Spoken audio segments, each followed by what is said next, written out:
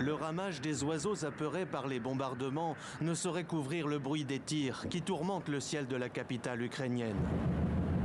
Avec une quarantaine de missiles enregistrés dans son espace aérien, dont 37 interceptés par son système de défense, Kiev dit avoir subi ce vendredi matin l'une des plus grandes attaques depuis le début de l'invasion russe. Une attaque qui a provoqué des interruptions de l'approvisionnement en eau dans toute la ville et poussé une nouvelle fois ses habitants dans les sous-sols du métro. Ce matin, je me suis réveillée et j'ai vu un missile dans le ciel. Et je n'étais pas surprise. Je l'ai juste vu et j'ai compris que je devais aller dans le métro. Plus de métro, plus d'électricité, plus d'eau. Une angoissante routine pour les Ukrainiens de Kiev, mais aussi de tout le pays ciblé par les missiles russes.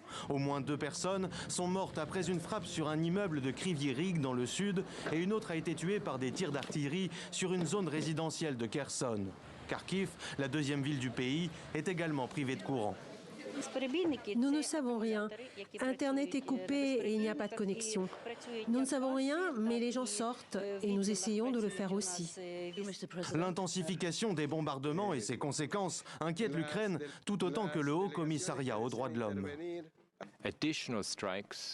Des frappes supplémentaires pourraient entraîner une grave détérioration de la situation humanitaire et provoquer davantage de déplacements.